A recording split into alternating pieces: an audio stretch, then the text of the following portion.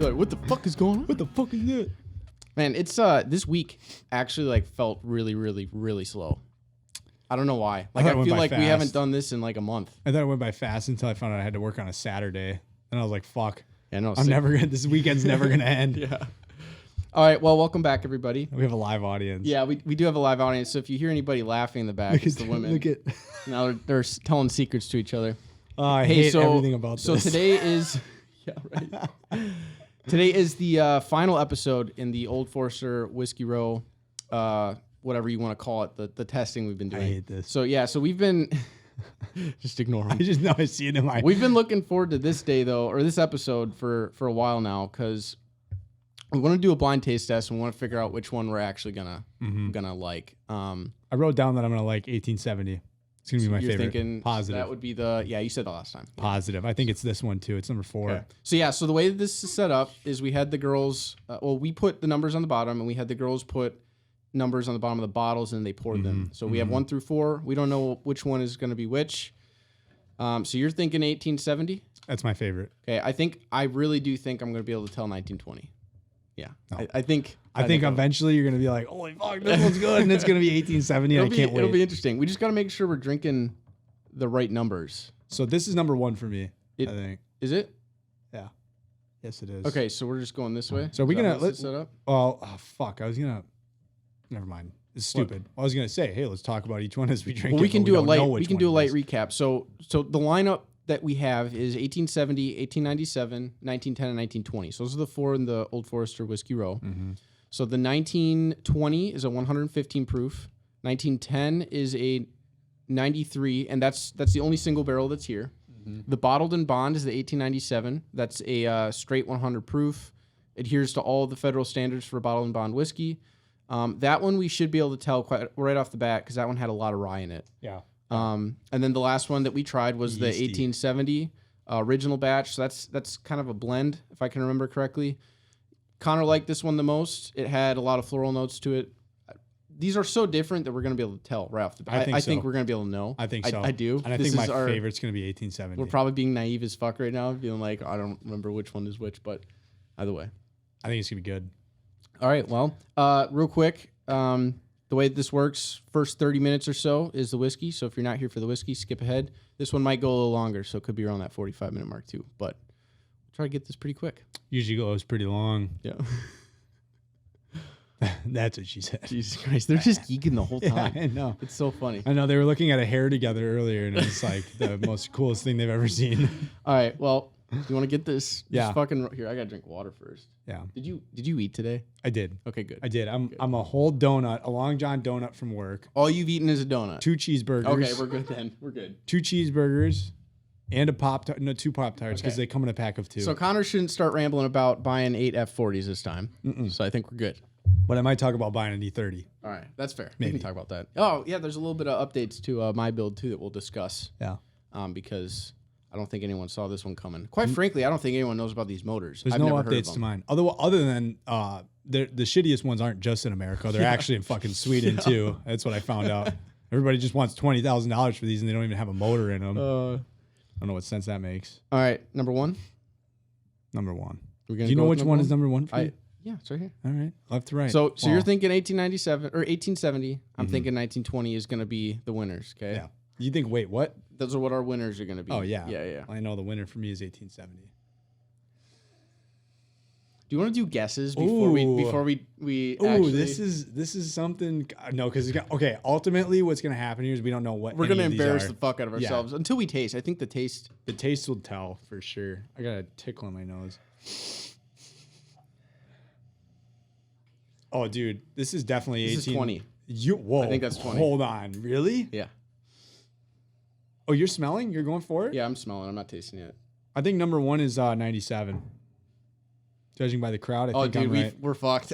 These aren't as unique. Oh, wait. Maybe fucking number 2 is 97. I think number 2 is 1910. Do you guys remember? Oh, hey. Oh, shit. They're not in order. Number 3. Hold on. Let's order these. Fuck. Oh, dude, I'm doing this wrong. I have Wait, 4. where's the number? I can't even read it. Okay, I got them. Yeah. Connor, left to right. That's number 2. So you should be 1, 2, 3, 4. I'm 1, 2, 3, 4. That's number 1. All right. Not us being dumbasses again. That's number 3. All right, let's start this over. What do you think this one is? Yep, it's number 4. Just making sure we didn't have a 5 in there somewhere. Because God knows. God damn it. All right, I think number 3 is 1870. Oh, shoot. I think number 1 is Bottled and Bond.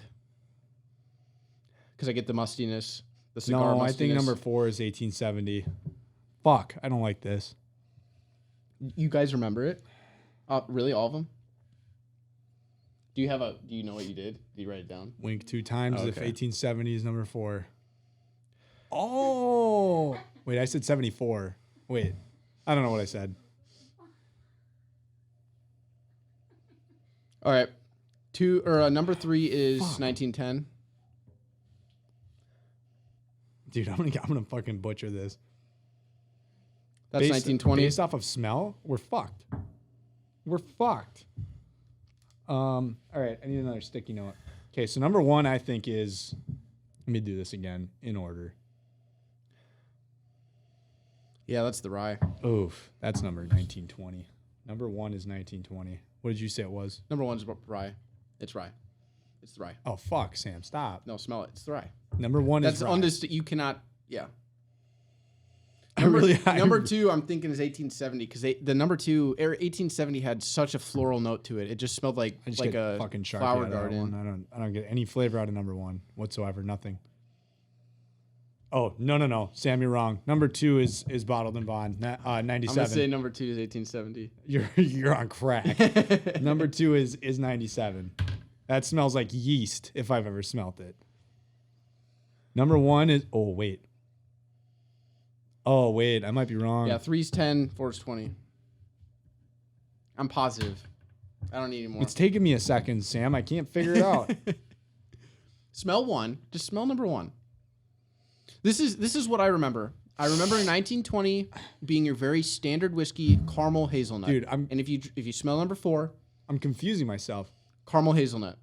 1910 was extremely vanilla extract, like straight vanilla extract and a little bit of oak wood.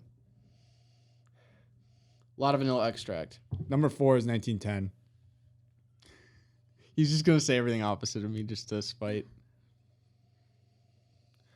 Number 3 is 1870. Very caramely. I think number 2 is 1920. Okay. And then number 1 is 97. All right. You ready to taste? Yeah, I'm ready to Are be we gonna? right. You just want to start with 1? I'm ready to be correct. Yes. All right. So we'll do 1. What do you smell off 1? Yeast. 97. That's exactly what I get, and I Rye. said Bottled and Bond too. Rye. All right, let's go for it. Yep. Yeah, dude. Yep. That's 1897. Yep. Yeah. Well, hey, at least I'm 25%. Yeah, I know. We know that one. But this one's, like we said in all these other episodes, which if you haven't listened to the other ones and you care about the whiskey, you should go listen to them because we went in depth with these. This is kind of off the cusp here. The 1897 Bottled and Bond had a 18% rye mash bill, correct? Yeah. Yeah. It was like a 73-18 and the rest was, I'm pretty sure. What are you talking about? 73 corn, 18 rye. 72. 72 corn? 72 corn, 18 18 rye, rye, 10% mash bill. Was it? The rest was, not mash what bill. was the rest? Am I stupid? What is the third That one? whole thing is the mash bill. Yeah, I know. Whatever Fuck. the third one is. What is the one Barley? called? No, I don't know. Malted barley. Yeah. Dumbass. There we go. Fucking idiot. Hey, we're new to whiskey. But anyways, yeah, the rye mash in 1897 was way higher than the rest of the 4. Wait, So, well, hold on. What color are primarily on the label of a rye bottle? Green. Green. And the 1897 has a 97 green is label. green label. Yeah. It's a rye. It's a rye. that's At heart, it's a fucking Number rye. 1 is Bottled and Bond. Are you going in for seconds or?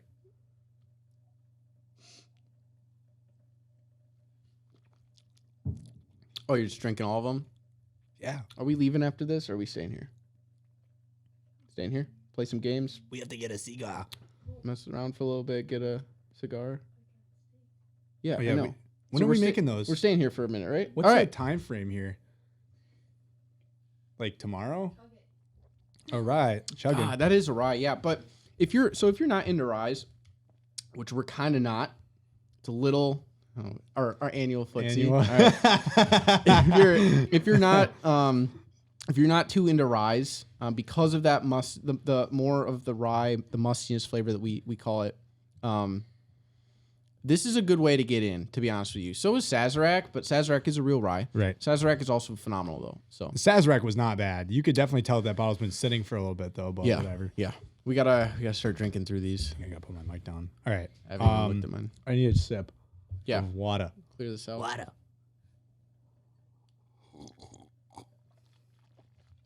Oh, shit. I didn't swig. All right. What did you have number 2 at? I have 1920 down for number 2. You know why? Because Why? I think the way Lauren and Quinn think is that because number 2, 1920 was the only bottle with a 2 in it, it should be number 2. That's the way I think. Hold on. That's the way I think they think too. Let me double check my thoughts. I think we're all on the same page here. Yeah, that's And then 1870 is number 3 because if you take 3 times 10, that's 30, and 1870 plus 30 would be 1900. So they were doing quick math. All right. Quick math. You got number 2 in your hand, right? I do. Oh fuck, dude! Right. I don't know what number 2 is. It just smells like a Sharpie. Yeah. So number 2, I really do think is 1870 Really? because I get a lot of floral notes off this. No, it's not floral. Caramel was 1870. No, it wasn't. It was Hardcore floral. caramel. Oh. Hardcore caramel. You're gonna go back, listen to the episode, and realize you're so wrong. Dude, you're All right. Ready? man. Let's just get to the fucking end of this already, so I can prove you wrong.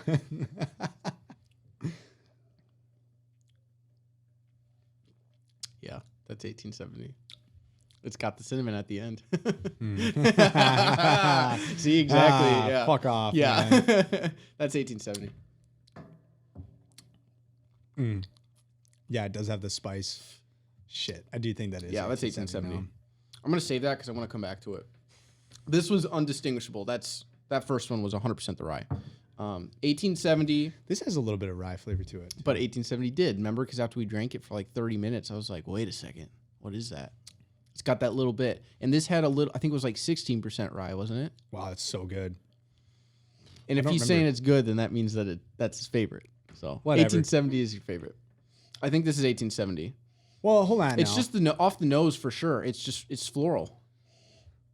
That's all I get off that. Fuck, Yeah, dude. yeah. Fuck off, Yeah. man.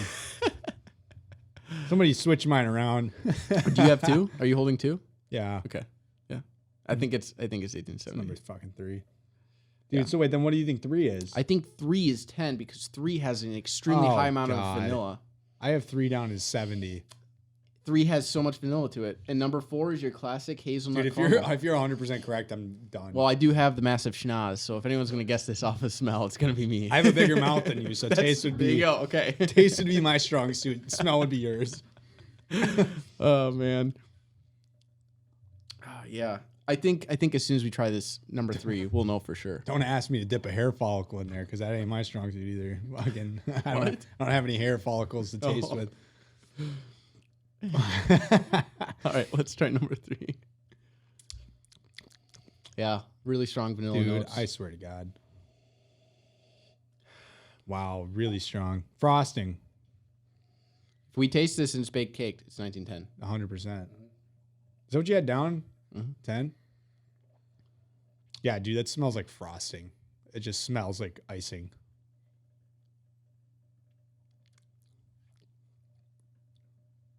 Don't fool yourself here. Oh, but hey, hold on. The number 4 smells the exact same.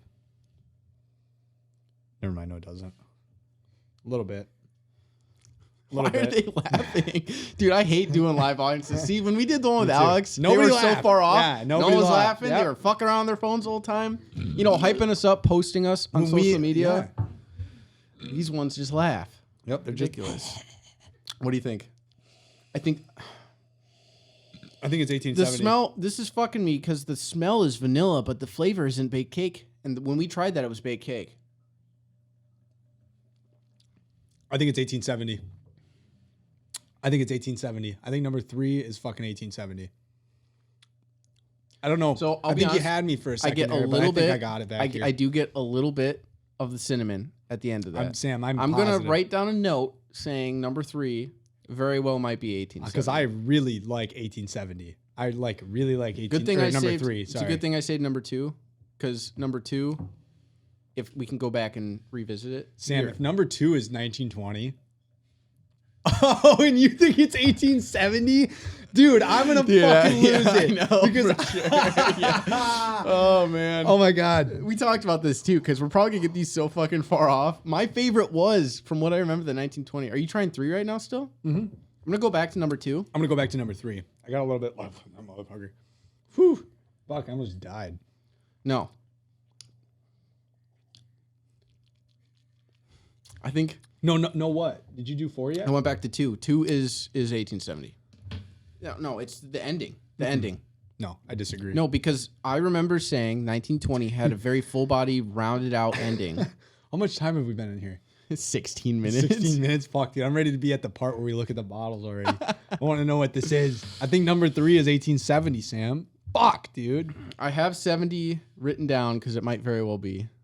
Are we going to try 4? See, you're even confused. I know. Hold on. This is 20. This has to be 20. This has to be 20. Exactly. It could be either Damn, 20 I'm in or your 10. shot. I think it's 10. Let me look at 10 real quick. 10 is Old Fine Whiskey. What did Old Fine Whiskey have a lot of? 10 had the vanilla guy. Exactly. What do you smell here? Not vanilla. I do. No. What the fuck is going on here?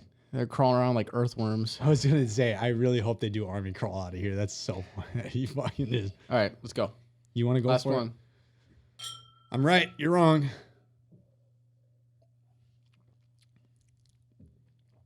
Oh, fuck, dude. What if that's 1870? Oh, fuck, dude. What if that's 1870? You know what I've learned here? I think we're way off. We are completely off on all of them. I think people shouldn't listen to us about a whiskey recommendation. No, because I think we're wrong as fuck in all areas here. Fuck. So here's what we'll do. When we do inevitably bring the bottles over here, I think we go one by one slowly. We talk about the bourbon. Yeah, it's fine. You know, it doesn't have any of the like ingredients on the back. No, it doesn't say anything on the label. Shit. Oh, we should have got the what's in it, so we could say, "Yep, we tasted that. I tasted that." Nope, that's 20. Actually, you know what we should have done was drink the first one. Okay, hold on. Stop. Try the last one again. Tell me if this is hotter than the rest. This is an easy way to This guess. one? No, last one, number 4. Try it. Oh Christ, dude, that was Try number 4. So Try bad. number 4. Hotter than the rest. Hotter. On the throat, the mouthfeel. Higher proof. Is it hotter? Yeah. Higher. All right, then it's 1920. Done. I told you it's 1920. I don't know. I put down 1910 because I'll be honest, I don't know the difference between 1920 and 1910 other than the proof. But yeah, you're right. It is hot as fuck. I think 3 was 10, and I think 4 is 20. Oh, son of a bitch! I really do. Because I'm going back to 10 right now. Go back to number 3. This is number 3. Oh, this is here. Clean your mouth out real quick. that's 1870. Number 3 is 1870. Positive. Wow.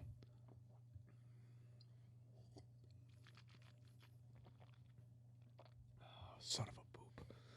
Son of a poop. Try it. Caramely. Very caramely. I get a lot of vanilla too. A lot of vanilla.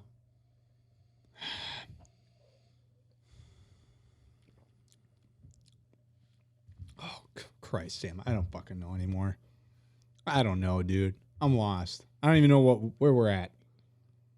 Is this Angel's Envy? Dude, what if they grabbed the double oak from the cabinet? Yeah, they surprised us. No, we would know double oaked. They put some wine. Double in oaked is as identifiable as 1897 was. Yeah. You know. So we're left with 1910. That's what we I both. really do think this last one is 20. It's hotter than the rest. It's got the standard whiskey flavor profile. Finishes in a strong oakiness. A lot of caramel and hazelnut on the nose.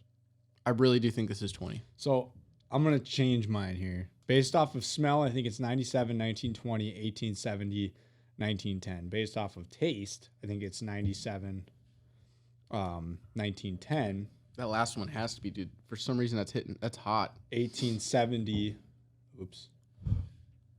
and then 1920.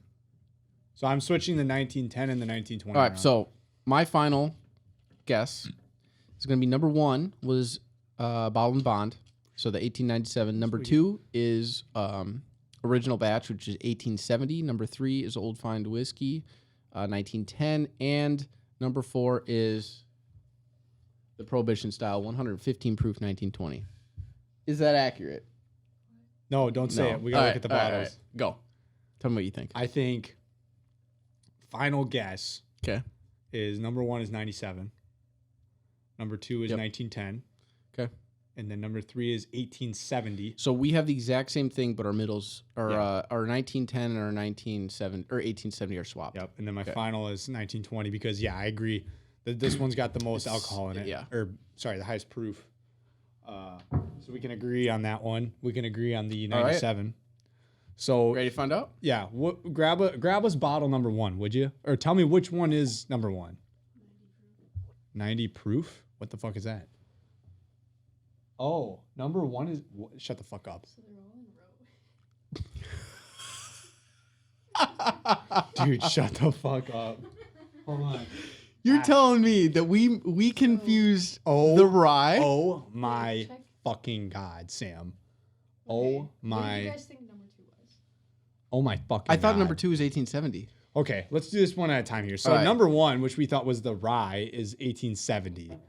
Oh. They're in order. Oh my God. Well, we had the last 2 for sure. I'm glad we got the last 2 right because those I knew. The number 3 had so much vanilla on it, and number 4 was 100% the 1920. Oh, dude. But this fucked me up because this had a lot of rye to it. That sucks. So I said 1870 will be my favorite, and 1870 is actually my least favorite. Fuck. One Before we continue this, which one was your favorite? Well, I mean, we know now, but all which the one ones was your that we've favorite? had like alone on a podcast, like just without doing this flight, I enjoyed drinking 1870 the most. 1910. Number 3 was actually my favorite. Really? I like 1910 more than 1920. Let's grab all of them. Yeah. Here, I'm just gonna put them all right there. All right. So for those that can't see, the actual bottles were number 1 was 1870. Number 2 was 1897, 3 was 1910, and 4 was 1920. Wow, so we had the last 2. We both had the last 2 right, correct? Or no, we had them. I had them right. I had the last 2 right. I had the last one right. Yeah. Based off the 20 is taste. 100% identifiable. It's hotter and it's got a really standard whiskey profile to it. The 1910, like we said, a lot of vanilla. You could tell that one right away. I don't know what Connor was on, but man, that first 2 really fucked us up. So 1870 has more rye then because we both said rye. No, it doesn't. No, I know it doesn't, but it tastes more rye because we both tried that and we both said rye. I don't know what the fuck happened. I'm disappointed. Truly. Because 1870. So which one did you like the most? I don't know. Of the numbers, which one did you like the most? I don't know. Number 3. And that was mine. Number 3 is 1910. Number 3 was 1910. So I enjoyed 1910. So 1910, which is funny because Jeremy Sires said 1920 was his favorite. Really? So that's off. That's the first time he said something that we don't agree with. Wow. 1910 was honestly the best one there. The 1920 hit quite a bit harder than the rest. That shit was hot. Yeah. It's still, I haven't Which is weird because we've there. started to climb the proof levels. We've gotten into the 30s, 35, 135 proof whiskeys, and this 115, it was spicy. Wow. Yeah, that is. Whew. Yeah, it's hot. God damn. Whoops. Holy shit. What's interesting to me is I actually liked the 1897 more than the 1870. Really? I did not like the first one we tried. I preferred based off of this shit, I preferred I preferred the 1897 more, I guess. I'm so confused right now. Yeah, it's mind fucking. But this just goes to show how much of a bias we get when we're testing these. Yeah, Yeah. So I'm glad we did this because we're gonna do the same thing when we do the Wild Turkey series. Yep. I think we're gonna take a break between the series and we're gonna do our Blue Run and our Angel's Envy that we got. Yep. But yeah, no, that's wild. Wow. Is that what you thought? Do you think that was gonna happen? Yeah. So your favorite was 1910. Yeah, according to which one I actually, because I was sipping it and I said, that's a really good tasting whiskey. Yeah. So Well, you know what also is funny, right? Every single one of these, after we did our initial taste, we went and poured more and we drank more. Yeah. Which one is the lowest?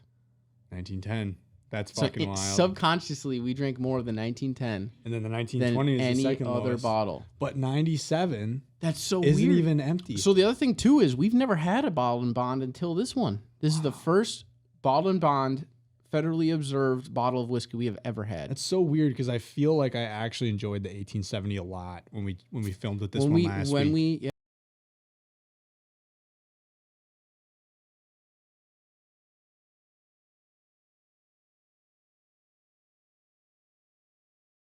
Supposed to be About it, yeah. and I think it fucks with our heads and it puts those in. It gets exciting. What didn't fuck with our heads is the 1910 and 1920. Both of those smell and flavor profiles, 100% we recognized. Yeah.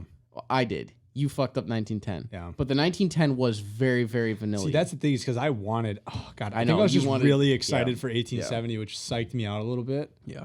Because I wanted 1870 to not be this one because it smelled like rye. Yeah. You know what I mean? Well, the first one tasted like rye instantly. It did. That was a rye. But then the second one also kind of tasted like rye too. Yeah. A lot. Yeah.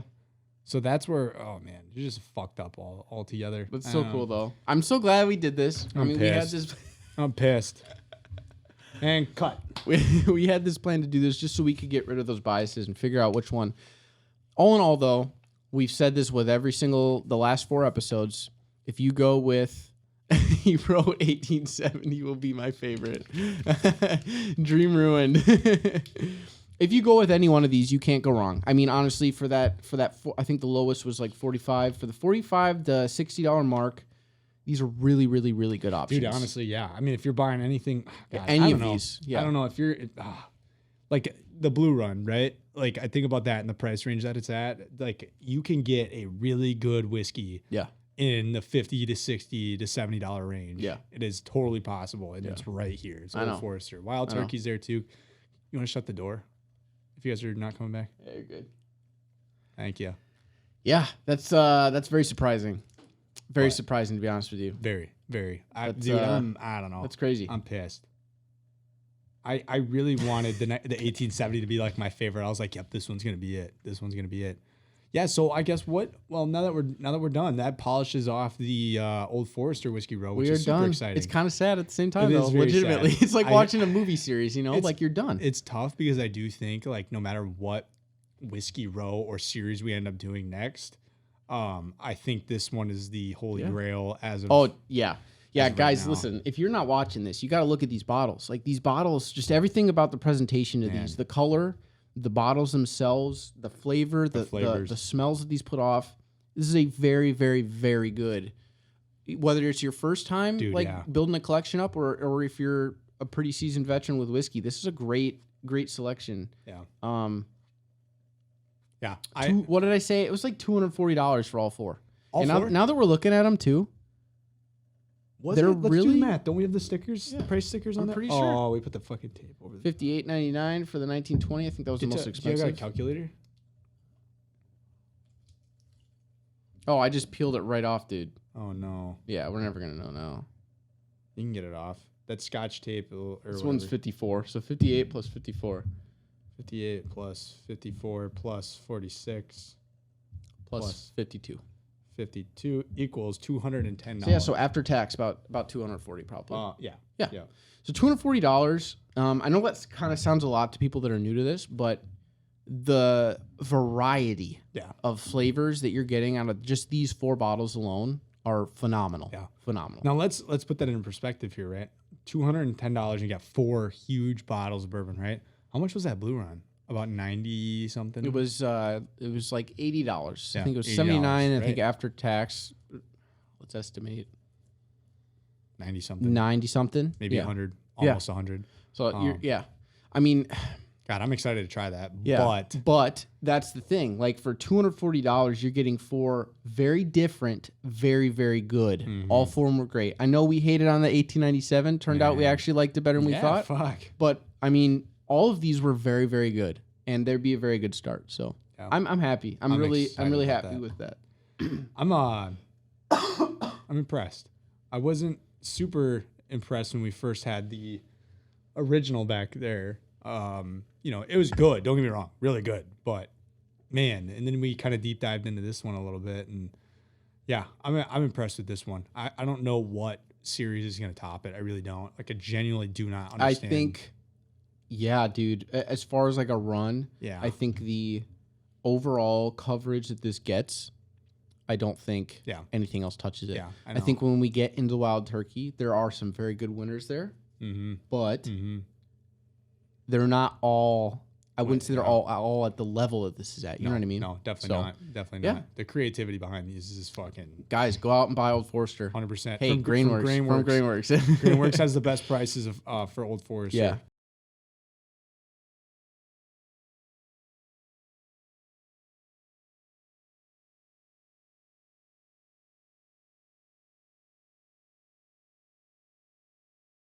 Browse around. Maybe we can pick one of our next ones. Dude, they're doing a barrel pick of that red line. It's a new whiskey Really? company. I really would love to just try that. I mean, it's a new whiskey company, so we'll see. No, it wasn't. I don't think it was. It was somewhere else. But We might take a little gander. However, though, probably before we start our next series, we will venture off a little bit. yeah, we're gonna do. I think we can both agree we want to do these series. Yep, but 100%. not back to back. Yeah, because we have added some. So Quinn's dad got us. Actually, it was both of her parents got us Angel's Envy. Yep. Which Hey, thank you very much. yes, thank you. Thank you so much. Thank you. That is the price tag on it, right? The price difference. Oh, my God, this is the I know. issue. I So know you the can price difference. find Angel's Envy for $80 a bottle or $40 a bottle, right. and it's hit and What did miss. you get it for? 52? I have no idea. I thought you said it was in the 50s, but anyways, regardless, It's supposed to be in the 50s. Yeah. regardless, that's very thoughtful. Yeah. That's very And thoughtful. we love the fuck out of Angel's Envy, and we haven't had Angel's Envy in over a year now. Hey, So- you know what the best well, I part have, about this? but- So that gift was to you, Yeah. right? He doesn't know this is a gift, or they don't know it's a gift to Connor too. yeah, Just like how you said about the Blue Rum when Yeah. Lauren bought me a bottle of Blue Rum for my birthday. Yeah. Well, hey, it's Sam's birthday too, so you know what I mean. So thank too you to good. the how should I the gift givers. the gift givers. Yeah. Yeah, we appreciate it. yeah. That Blue Run's gonna be interesting. That'll be in the yeah. next Oh, episode. yeah. Next episode's Blue Should Run, we do guys. next Yeah, episode? let's do it. All right. We're gonna break into the ridiculously expensive line of Blue Run, and oh god, hopefully, I'm half of me hopes that it's not good, so that we don't buy any more. Me too, because they're fucking expensive. The Emerald Rye is supposed to be phenomenal from them. We can get that right here at Yeah. Sellers. Sellers is it called? Yeah, Sellers. Yeah. They didn't have that at Greenworks though. They're not big on the Blue Run. They got the trifecta blend, which is not great. Not worth the money. But you know that, God, I almost feel like how big of a hit and miss Blue Run is inside of some of these stores. I almost wonder if it just isn't that great. I don't know. But then I remember Jeremy Sires talking about Blue Run and saying, if you can get your fucking hands on this, get it. But he didn't say every one. We'd have to go back and look at which Right, one he was right, just trying, because he could be talking about the $230 bottle. At that You know what I time, mean? though, too, he was also saying that you can't find this anywhere, Yeah, and you yeah. couldn't. It wasn't like you couldn't find this at festival. You can find this. You can find this anywhere here in Wisconsin now. You can find literally Blue Run everywhere. It is all over the place. Same with Buffalo Trace. Dude, we have so much that we like. I would love to try Yellowstone again. I want to Peerless. I know we did this like 7 episodes ago, but I'd love to try Peerless again. We've only drank that once. That's we a haven't. double oak, too. Well, we had Buffalo Trace recently, actually.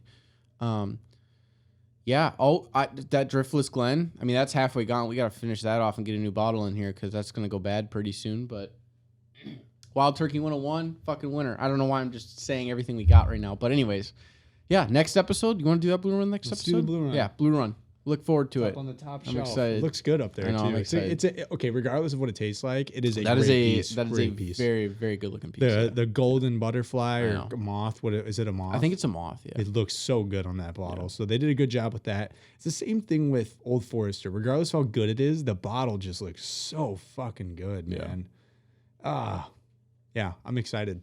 Yeah. I'm excited about that. Maybe we should just go take a little.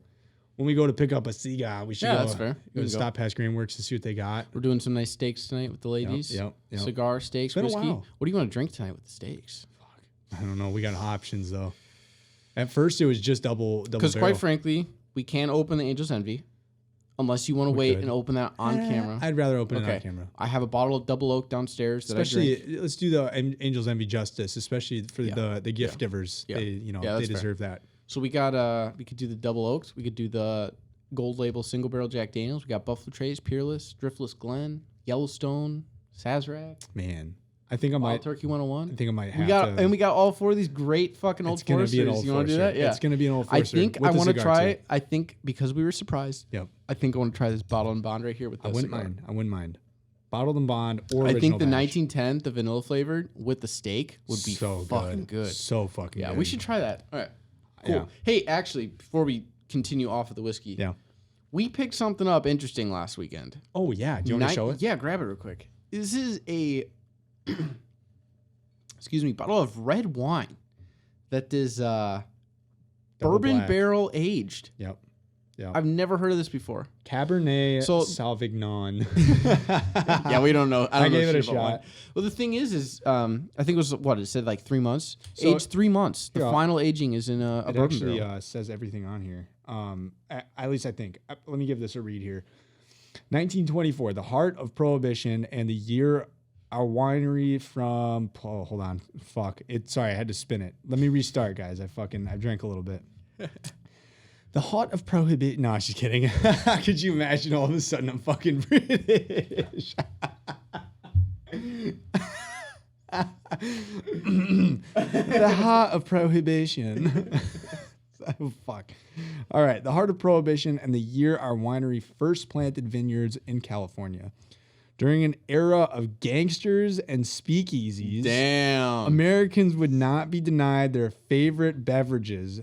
Daring drinkers sipped wine on the sly and found a loophole allowing doctors to prescribe bourbon. Wild. Yeah, that's Wow. that's Prohibition Yep, style, literally. 1920, 115 proof. Yeah. That was a medicinal level Isn't whiskey. that wild? It That is literally such says a it on there. That's it's such a medicinal. crazy time. Wild. In honor of that bold time, to once forbidden favorites come together to inspire our 1924 bourbon barrel aged Cabernet Sauvignon. Crafted with full-bodied Cabernet Sauvignon, aged in bourbon barrels. This liberal wine is layered with suggestions. Wait a second. Yeah. No, I'm kidding. We love everybody. Fuck. This liberal wine is layered with suggestions of blackberry, fig, and warm spice with notes reminiscent of bourbon, caramel, brown sugar, What the and fuck? toasted oak. So we've been to a few wineries Look in our how time. sweaty I am, dude. I know, dude, I'm too. This whiskey's getting to me. I've never had anything like this. I love red wine, but I've never had anything like this. Oh, me neither. So this will be interesting. I'm not really. Guys, to be honest with you, this is not an expensive bottle of whiskey. No, It was $8. on sale for I $8. threw a 10 at the fucking cashier, and she said, "Would you like your change?" No, dude, keep your $1.50. Yeah, that'll be interesting to try actually. But I'm excited. anyways, What if it's probably gonna be shit, yeah, probably. but we'll give it a shot. Yeah. Hey, Cabernet Sauvignon. I'm interested. Oh man. I'm interested. Yeah. So anything crazy this week or no? Like in terms of something that happened. Just like any crazy stories to elaborate on? Because if not, I'm just gonna get into this update for the car build. Oh man. Oh yeah. I mean, just it kind of pertains to my car build. You know, I look at Marketplace every chance I get. While I'm brushing my teeth, Yeah. I'm looking at Marketplace, which makes me brush my teeth for more than 10 minutes. Which is fucking outrageous. But next thing you know, my gums are bleeding, and I'm like, holy shit, I found the E30 I've been looking for. No, that whole thing is true, minus finding the E30 I've been looking for. I just, I genuinely look at taking a shit at work. I'll be fucking, nope, not that one. Oh, that one looks good. It's an automatic. Can't do that one. Yeah. So yeah, I found a big toe got right up in there. No, I've seen a lot of E30s. I'm even on a page on Facebook. So am I, dude. Yeah. Called E30 Marketplace. Yeah. Same. For 944s. Yeah. And it's interesting because I think we're both gonna have to travel, dude. I'll be honest, I haven't been on a page like that. So it's cool to see not just people selling their E30s, but also selling like real OEM parts for it. I know. You Isn't know, that like awesome? if I got one that was completely gutted out, I would have no problem buying every interior part that I could possibly need because of these people on this page. Yeah, it's crazy. It's But- cool how the communities come together to like absolutely. support other people that are trying Absolutely. to build those. Yeah. Yeah. No, but I found a couple right now. Like I've found some great deals. I really have, and it is taking every fiber of my body to not go and buy it. Simply because like I want it with all my heart. I want to go buy one of these E30s. I found one the other day. That was only like 11.5, all original. Very all black interior. The pinch welds underneath are crushed, which is I guess a common issue in these E30s, which is fine. It's not a big deal, but like everything else was just immaculate, right? For $11,500. I'm like, man, that's a great deal. That's exactly what I wanted to start off as. Yeah. OEM, it's got the original BBS style wheels on them.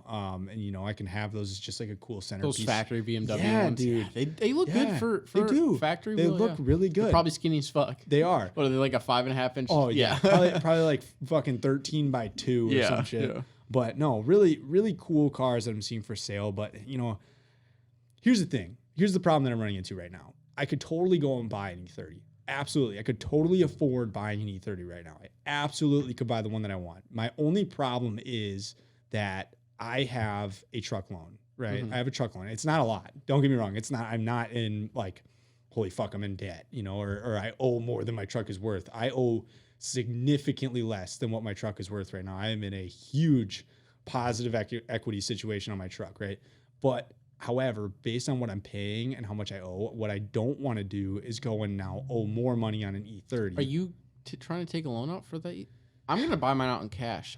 That's the thing is I can't buy it out cash right now because Yeah. I don't have the cash for it. Yeah. I mean, I do, but I'm also saving up for a house. So like, I'm kind of picking and choosing what that cash is I gonna go refuse for. to get a loan on a fucking project car. I don't That's want my to get a thing. loan for it. Because this is where I go, like, you have to pay insurance Literally, yeah. all Right, year round. right. And this car isn't going to be dry. Well, I mean, Well, you don't I necessarily guess have no. to pay insurance all year round. Well, in order for the loan to go through, you have to have proof of insurance. That's the problem. Like now they require proof of insurance. Don't tell them. Yeah, they'll never. No, know. I hear what you're saying though. My issue, and I've found, I've told you, yeah, continue. Well, continue. and that's the thing is like I want to go buy it cash, right? So like that's true. Like the only way that I could buy this right now, right, is if I put myself in more debt by going and getting a loan for it, right? And now I'm paying off 2 vehicles, and at that point with what I'm paying for, I'm not going to be able to go and buy a wide body kit. I'm not going to be able to go and put a fucking whatever motor I want in it. I'm not going to be able to fucking do this. I'm not going to be able to do that. Like I'm not going to be able to build it. It's just going to sit there stock. Yeah, I'll have it, which is great, but I want to start fucking modifying that thing. So what I'm going to do here is like I'm trying to pay off my truck in a significant amount of time. Right now it's calculated out to be like 2 months and a half of what's left of me to pay. And that's just if I pay the minimum amount of what I'm doing or how I've split out my payments to pay it off faster. Which for those of you who don't know, you can actually beat the banks in this scenario here. You don't have to pay more a month to pay off your car faster. Like that's not the root cause of everything here. If you just simply take your big loan payment that you're paying one a month of, say you're paying $500 a month, right? That's it. You're just paying one payment of $500 a month. If you take that 500 divided by 2 and you take that number and you pay it twice a month, you will pay off your car faster. Is it due to interest? Yeah. Yeah. Yeah. You're beating the interest. You're paying towards the principal. It literally cuts the loan. I have a 6-year loan. Tell me how the fuck mine calculates out to 2 years and a half left. I've only had it for 6 months. Yeah. 7 months. Yeah.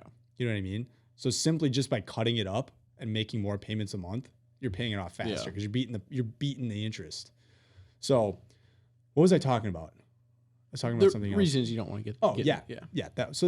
Sorry, I'm ADHD as fuck, and I drink a little bit. But basically, that's what I'm getting at here, is I want to pay the fucking thing off fast. I want to pay the truck off, which I want to really start. We've had some conversations about this, but I really want to start looking into how we can rig the truck up to be like a super film machine. You know what I mean?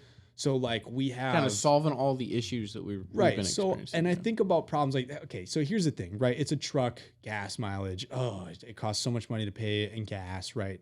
We did it when we went to Tennessee. We did it. It was fine. Everything was all right. Wasn't that bad. It wasn't terrible. I mean, it was wasn't terrible at all. often that we filled up, but it wasn't that bad. I mean, you're wasn't. looking at like $50 to $60 unless you're in Right. Chicago to fill it up, and that's $10 more than my And Corolla that's like is. our only con. So like you think about it too, right? Like obviously we have the automotive artistry banner on the side of the truck, on both sides of the truck. So that it gets a little bit of promotion out there, right? But how cool would it be if, and I think about this on our drive to and from Tennessee, this last trip was Austin being crammed in the back with all the camera equipment, this, that, and the other thing, right? So Right now I have a tonneau cover on, so it restricts us. We can only put so much in the Yeah, truck I mean, bed. we have that fucking bed filled. Right. So Yeah. now I think about, well, what if I don't want to get like the standard bed topper, but something along the lines of that. And we can fit more shit, but also what we could do is like a drawer system that has like everything that we need, lenses, camera bodies, this, that, and the other thing. We could, completely section this thing off to look just beautiful. It's super organized and whatnot. And then also kind of the things that we were talking about rigging up. I don't want to go too in depth with it because I don't want people to know what we're kind of working on. Eventually we'll talk to you guys about all this stuff, but inevitably just something like a cinematic monster on wheels. And you've been talking about this for a while. That we could, I mean, there's so much like potential with it. You know what I mean? Like all the hooks, the attachment areas, the fucking metal that we could weld something to in that truck bed and just fucking use it for filming. Dude, honestly, I almost feel like a fucking, what are those called? Like the Ford Econo vans or whatever. Oh, I know what you're talking about. Those would be kind of sick too, with a sliding door. Yeah, and you're just like hanging out the side. Yeah, that'd be pretty badass too. Yeah. And those are low as fuck. Yeah. Honestly, I could trade in the Tacoma and get a, what are they called? What are they called? Yeah, they're not in a Sierras. No. You're talking like the Super Pacifica. No, a van, not a minivan. Oh, Not the fucking minivans too. The minivans are like fucking spaceships. Yeah, now. but I'm talking about like like the Ford. What are those called? The vans, like the Yeah, work the Econo vans. lines, isn't it? Yeah, I don't know what they are, but then same thing. You can weld shit inside. You can configure those however you want. That's what I'm saying. Like a U-Haul. Kind of, yeah. We should just get a U-Haul, rent it out. Yeah. No, but seriously, that's kind of. So how far out do you realistically do you think your car is? Right now, I don't think I have a time frame. Okay. Do you think you're gonna get one this summer? I don't know. Okay. I don't think the possibility is not there. Yeah. I think it's definitely a possibility. Do I think I'll get a $10,000 one that's in beautiful condition? I don't think you should buy a $10,000 one. I don't think I will either. You should buy a stock one that doesn't look great but still runs, so Yeah. we can still and drive. I found one that was, oh my god, it was $7,000. Right, paint was not great, right? But who fucking cares? I wanted to repaint it anyways, right? Yeah. There was no rust.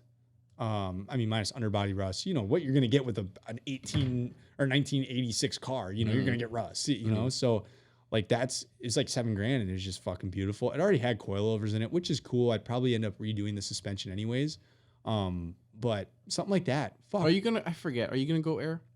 No, I am gonna go static. Okay, I'm gonna go back. Honestly, depending on how the wide body works, and depending on which route I'm actually really gonna go with the build, because right now I'm thinking like super clean, kind of like a retro. You know, like we've talked about this a little bit, but or if I'm gonna go like what you're going for. Like what is it, like time attack kind of, or not necessarily time attack. That's essentially what. Yeah, but I want the ability to be able to air it out for shows, and I want it. And people, there's a huge misconception you can't track bags. It's completely 100%, false. No, people 100%.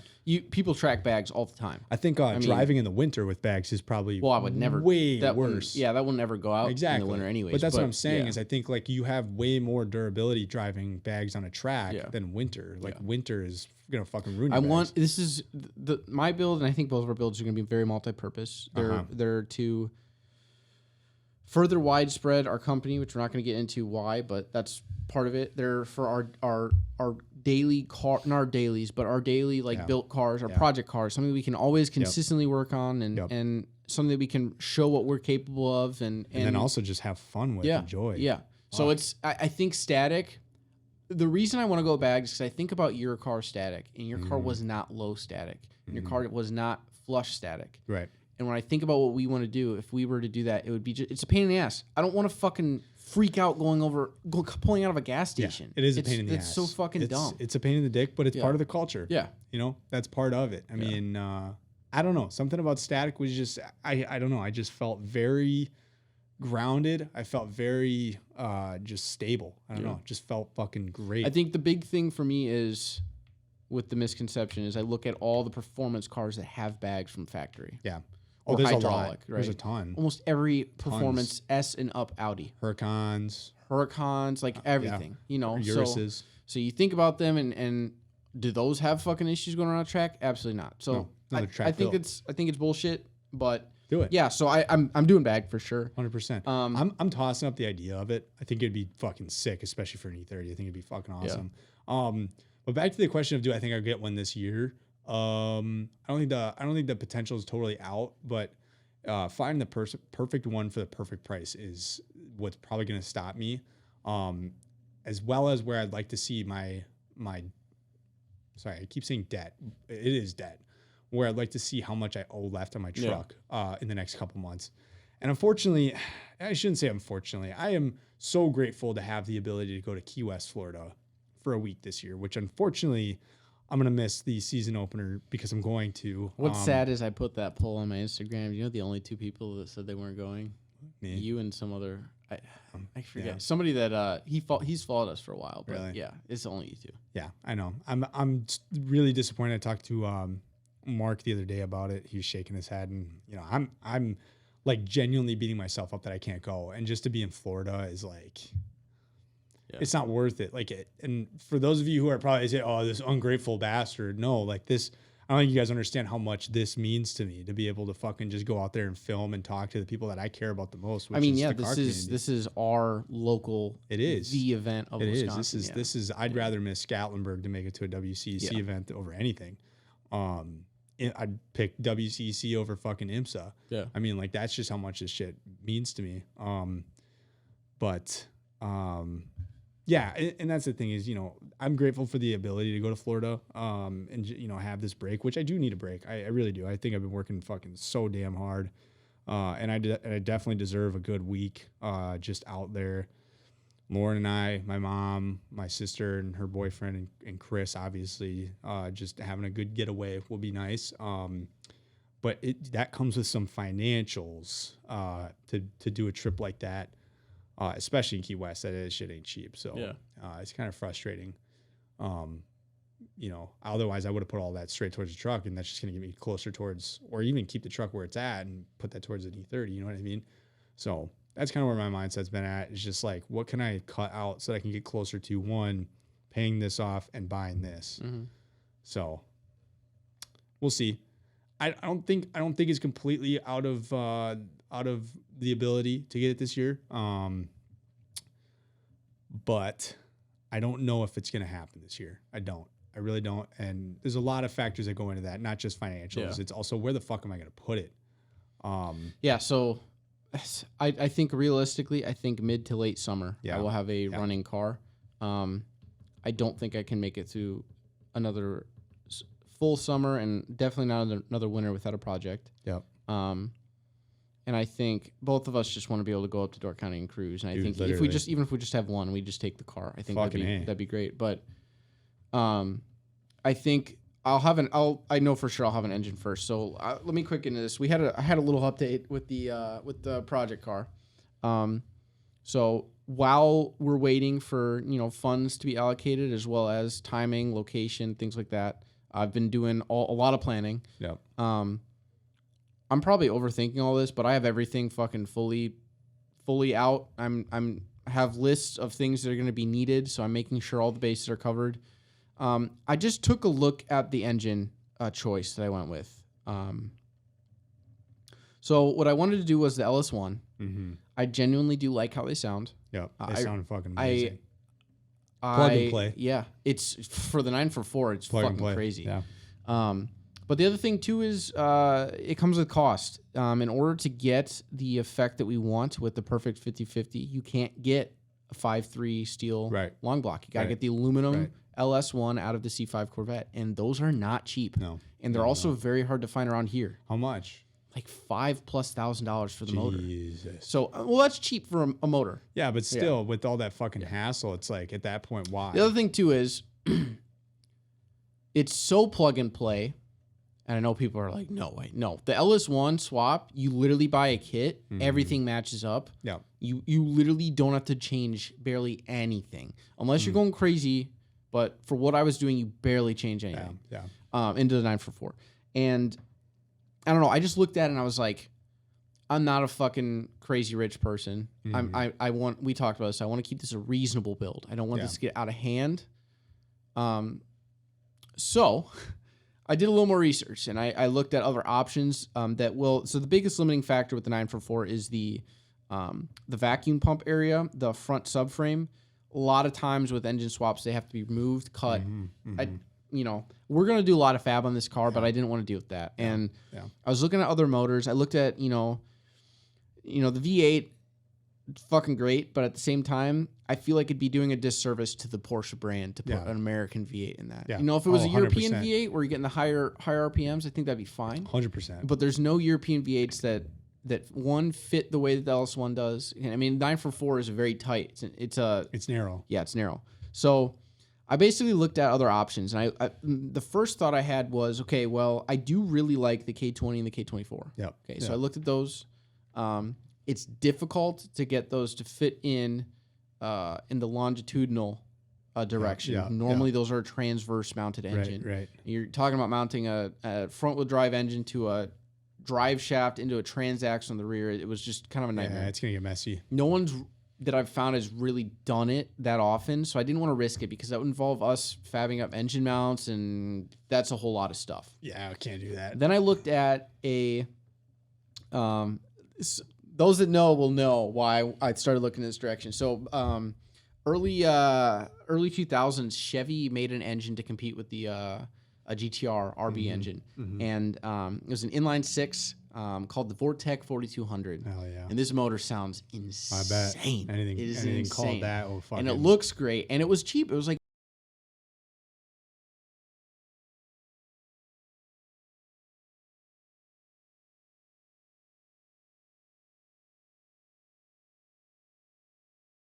need to continue the body line of the 944. Yep. So like, okay, well that's an option. Well, then I was like, okay, what are the other options here? I love it. I love where this is going because I thought about this too. Yes. And I didn't think this was possible. And you didn't know about this either. I didn't know about this either. I didn't know it was possible, but I threw it out for so I threw this motor out for, was it Chris no. I don't know. Who threw this out? Did you throw this out about putting this in the E30? I don't know. I don't know how this came out. No, I don't know. I know we were talked about it with Alex, the car itself. Yep. And he commented on the engine. Mm-hmm. I remember that. Mm-hmm. Okay, so the Mark 6 GTI Rabbit, okay? Mm-hmm. That same time period, I don't remember what generation it is, a Jetta and a few of the Volkswagen Beetles. Really? Yes. Really? They had that? Came with oh, fuck. an 07K motor. Now, the 07K happens to be the exact same engine that is in the 2018. Well, it's in all of them, but Connor's mom's 2018 TTRS. It's a 20. Hers is 2019. 2019. Yeah. Still. So this is a inline 5 with a legitimate cut in half Lamborghini Gallardo head, because it's a V10. They cut it in half, put a 5 on it. So it's an inline 5. These engines came in all these lower end cars like that Beetle, the Jetta, right. and the Rabbit's not a lower end, but it's a trim, right? That they're cheap as fuck. We are talking $300. That's ridiculous. $300, okay, for ridiculous. a completely stock motor, okay, with everything, including the harness. So what are you thinking? Twin turbo that motherfucker? I'm gonna do single. So Single turbo? so right off the bat, So you have completely yeah, I did a shifted. 180, Yeah. and I'll explain why. So right off the bat, the engine NA, if you do a early model engine, they'll have a forged crankshaft, which is what you want, okay, especially if you're gonna go turbo. Let's just skip the forged. Let's say you're doing a non-forged, so a later year, non-TTRS motor. You can put up to 400 horsepower on the factory internals. Right. Which you're is not, you don't insane. want to go. I don't want to 400. go above 400. You want to go about 380. Right. So what I'd like to do is I'd like to, just to be safe, try to get an early model year engine, get the forged crank, so I know I'm fucking good. Yep. We're gonna do a full engine rebuild anyways, so it's gonna get new cylinders, everything. Everything's gonna be completely new anyways. But I would rather do the forged crank. When you pop a turbo on it, I mean it skyrockets. I'm following a guy on YouTube who did same swap on a 944. Yep. His most recent dyno tune, they blew a seal at 450, and the graph was just climbing. I bet. 450 horsepower out of this motor, and it sounds literally like a Gallardo. I mean, we know we've driven the TTRS. This car sounds insane. See if it shows up on my phone. Yeah, here. TTRS. The car sounds fucking nuts. Okay, I'll be honest. That is the a most amazing sounding car I've Yeah. actually ever driven. Yeah, it's so unassuming. You would My never God, know. yeah. Shit, And you you'd get never an know. exhaust on there Yeah. that is as good as and that's it's deceiving with the TTRS Yeah. because it's not just the motor, it's the exhaust and everything, obviously the turbo that they put on it. But I don't know, that motor sounds fucking awesome. It sounds like a Lamborghini. It genuinely does, which is weird because it's only a 5-cylinder. I know. But it's a unique sound that just it's got that ring to it that's like, holy fuck, dude. Yeah. This is weird. Yeah, I'm excited. So for the turbo side, because I'm not a fan of turbos. I really am not. I'm not a fan of the power band. I really like NA motors. I like the response you get out of them. Yep. But I think this is the other thing I think about. These cars are not just our project cars. These are also supposed to encapsulate automotive artistry. Yep. So having a custom built, custom fed manifold by us with a turbo coming out of the engine, I think is far better 100%. than Corvette heads 100%. out of an LS1. Yep. So I think this is the epitome. and the other thing too, this is the other thing. This is what the 944 should have had. 100%. When you look at this, you're talking, it's still an Audi, so it's the same Volkswagen Group engine. Yep. You got a turbo.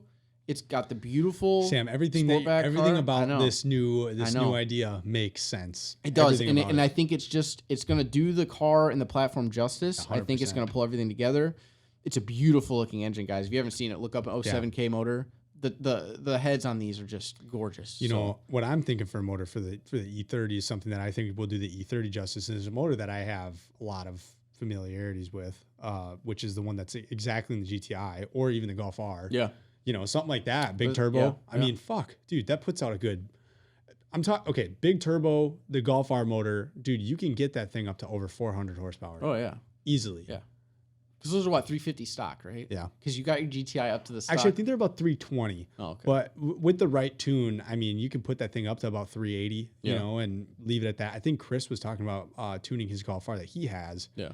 and it'll be over 400, Yeah. which on a all-wheel drive car. That's what I'm saying. Yeah, I'm not trying. So with the 944, once we get the turbo and everything working, I want to keep it at 4. I think 350 to 4, mainly because of the transaxle. Once you pass 4, you really the number 1 and number 2 gears are forged in the turbo transaxle. But after you get past that, they're not. Right. And you run the risk. Is that rear-wheel drive? Yeah, rear-wheel drive. Yeah, when you start to get into power That's what like I'm saying. that, dude, I mean, it's just Well, like, I mean, we already know, but with the whole body idea, the rear wheels are going to be fucking thick Yeah, anyways. yeah, So I don't think we're going to have a grip issue, but I think the issue is going to be the transmission. yeah, at that point, you're building a drag car. yeah. Like, that's quite literally what you're building. You know what I mean? It's the same thing with the GTI. Like, if I didn't put a drag wheel tire setup on that, Yeah. the power was just going to be too much. Yeah. If I put it to stage 2, there's no grip. Yeah, when I think about drivability, the power on demand, how we drive, where we drive, I Right. think 350 to 400 in that car. I mean, even 400 is kind of pushing. I think 350. I know, dude. I feel like GTI. The GTI had, oh man, what did that have? 310? I thought it was something right there. I think right around that. That's exactly what I want. Yeah. You know, in a manual. Maybe a little bit more in Yeah. an all-wheel drive car. I mean, fuck, I don't know. But yeah, no, I'm excited for it. I think that I've been so hyped. Motors are super cheap too, Yeah, and yeah. so I think the order this is going to go is I'm going to get a motor here within the next couple months. Believe it or not, Yeah. I think our build series will start with the motor build. So I think we're going to tear the motor down,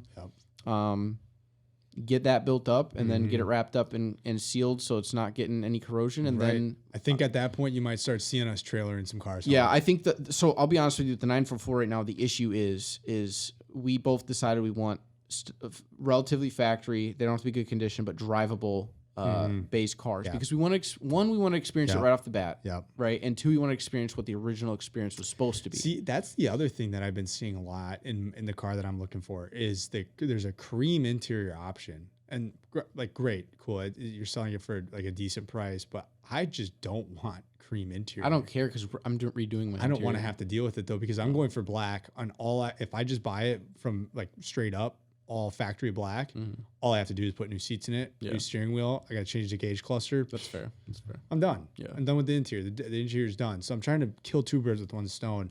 So if anybody that's watching this has an E30 and it's fairly stock, I don't care if the paint is fucking dog shit on it. I don't care if it's rusted. I can fix that. I can Body, definitely- not frame. Yeah, body. Yeah. Body, please, not frame. if there's any problems with this car and you're selling it, well, not sorry. Oh fuck, I'm saying it wrong. Drivable E30. Drivable E30 that isn't gonna blow up on me the second I drive it home. I don't want to have to trailer it. I want to be able to drive it home. I'll take it for $6,000 right now, tomorrow. It's a tall order. It could have like 200,000 miles on it for all I give a fuck. You know what I mean? Yeah, I mean my.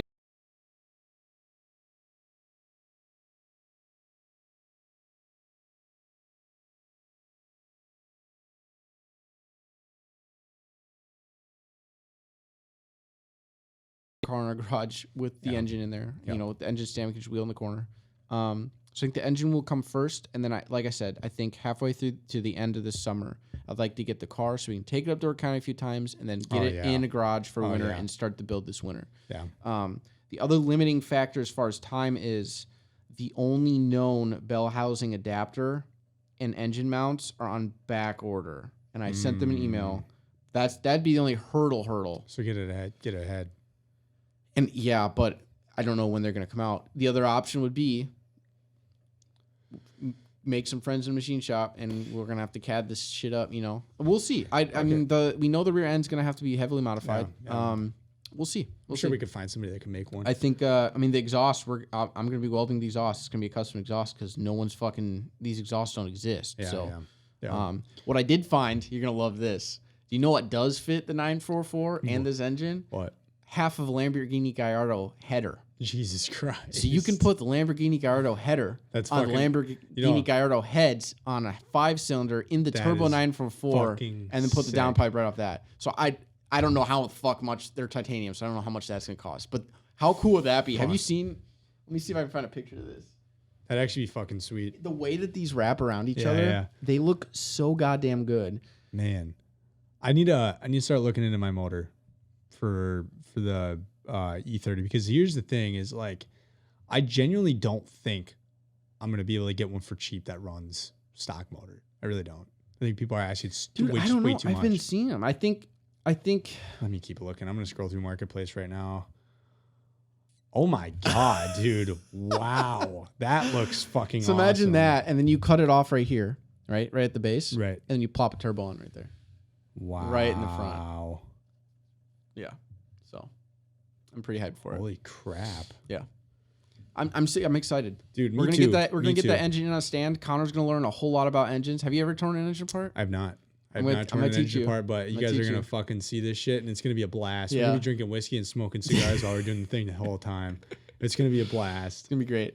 It's gonna be a good time. I'm so excited for this. And it's just this itch has been so bad. Yeah. Quinn keeps... Oh, my God. Me too. I was telling Lauren about it today. She keeps asking. Fuck. She's like, but you're going to get the ring first, right? And I was like, yeah. And then today she was up here and I was like, what did I say? I said, I love you. And then I waited like 10 seconds and I go, but I would trade you for a GT3 RS any day. Yeah, Visec package, preferably. Honey, only the Visec package. Not just the standard, standard option. I only trade you for Visec. That's too good. Yeah, dude. Me too, though. Me too. I literally wake up having dreams about driving this car fully done, wide body. I literally think about sitting in that fucking Recaro bucket seat with the new steering, or with a different steering wheel that I put in it. I don't know what they're called. The lock ones. The QD releases. Yeah, those ones. I want one of the ching. I want to do that shit. Right. I've never had a car like that, and I want to do it so bad. But I think about just sitting there fucking and driving a manual. Finally, just driving a manual car, old with the nice E30 dash, because it's just such a beautiful dash on that car. The gauge cluster. We should take my car to get scars today. We should. Yeah. We should. Do you want to drive it? Hold on. I want to keep talking about this. The original gauge clusters I want gone, because what they make for the E30. Okay, so real quick, so people know. The gauge cluster is like, I don't know how to explain it. It comes up and then it comes in. It's like part of a triangle. It's cool. It's like half of an octagon. Yeah. Or a stop sign. Yeah.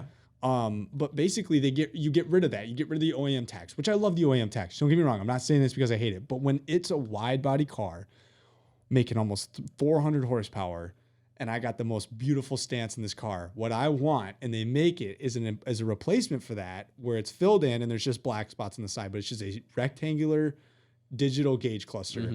And the guy on YouTube that I've taken so much inspiration for the E30, his car is actually called the Cream Pie, Pi spelled Pai. He drives it in, I believe, Japan. Oh God, I'm gonna blank on exactly where. But dude, that car, he's got the side dump exhaust. It sounds so good with the E92 BMW V8 motor inside of it. It just sounds fucking awesome. And he did a POV drive the other day. Mm-hmm. He was actually doing donuts in the parking lot. Oh, Sam, I have dreams of sitting there in that cockpit, just driving that car, looking out my mirror, seeing my wide ass flare in baby blue, because that's the color I'm going to paint the car. Oh my God, dude. And then just going and taking the little windies. And the best part about the car, based on the video that I got out of this video, was how connected he was to everything in that car. Yeah. Like, I mean, like little to no power steering. He was cranking that thing over and just fucking taking every turn. You're feeling it because you're in first gear, so you're giving it a little bit of gas. You're getting off of it, and it's doing the jolt. You know, you just feel it. You feel everything in this car. I can't, for the life of me, I cannot fucking wait for that, dude. I literally can't. I'm getting chills thinking about it right now. It's just the coolest feeling ever. I can't. Yeah. So if anybody wants to give me a deal on an E30, I'll buy it right now. Whatever. I'll do it right now. God damn it. I also decided I'm going to do a earlier generation 944. Like what year? Because I wanted an 86 and on when they did the facelift for the interior. But the interior looked like a fucking... I'm going to be honest with you. The interior looked like a 90s Chevy. I think I know what you're talking about. Like... No, dude, I'll show you this fucking thing. You think I'm joking? I had a 90s Chevy, so I'll tell you. Yeah, right now, right? Okay. Actually, I had two 90s Chevys. We'll do an 86 944. I had interior. a 97 Chevy Venture van that my sister put an AD. Dude, that's a Chevy.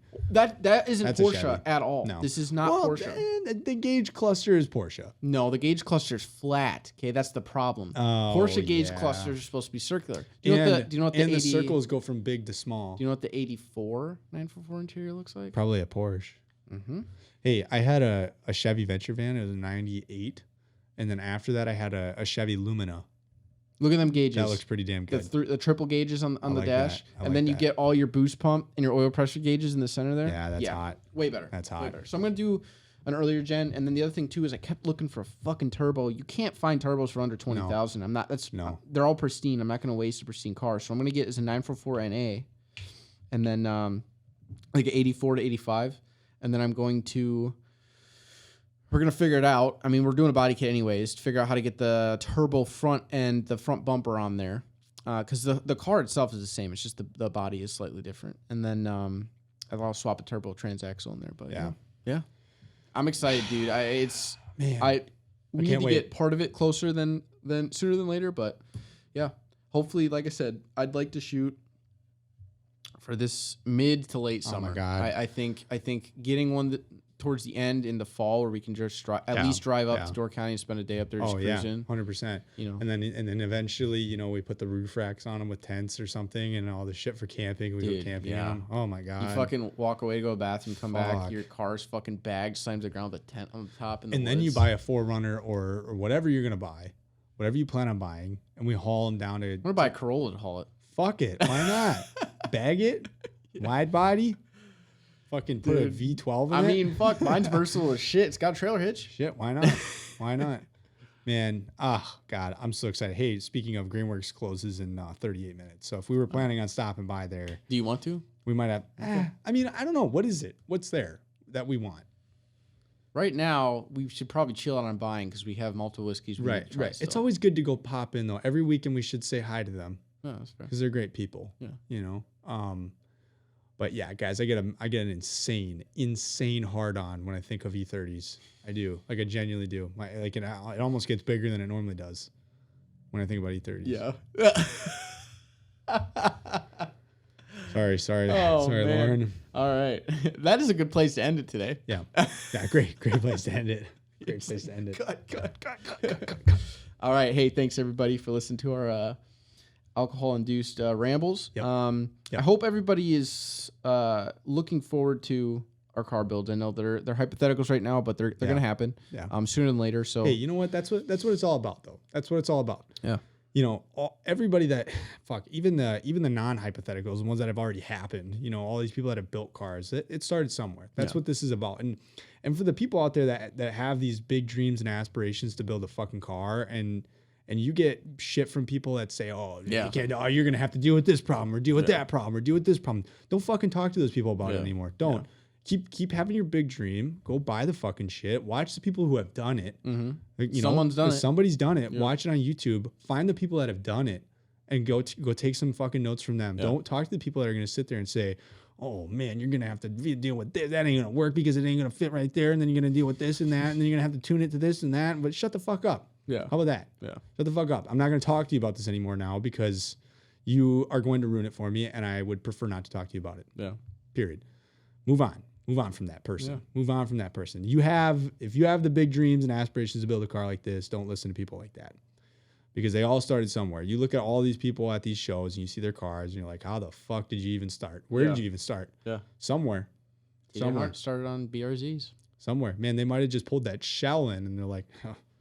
There was probably a moment in a lot of these car builds that have gotten to a crazy point now where they were just pulling it into their shop, just a shell, nothing else. And now it's something huge that they can drive every day and be proud of. That's where it starts. Yeah. Find the vision, see the car that you really want, see the car, see what you can turn it into. That's where it all starts. Yeah. So, fuck the naysayers. Fuck them. Well said. All right. Thanks for listening, everybody. Adios.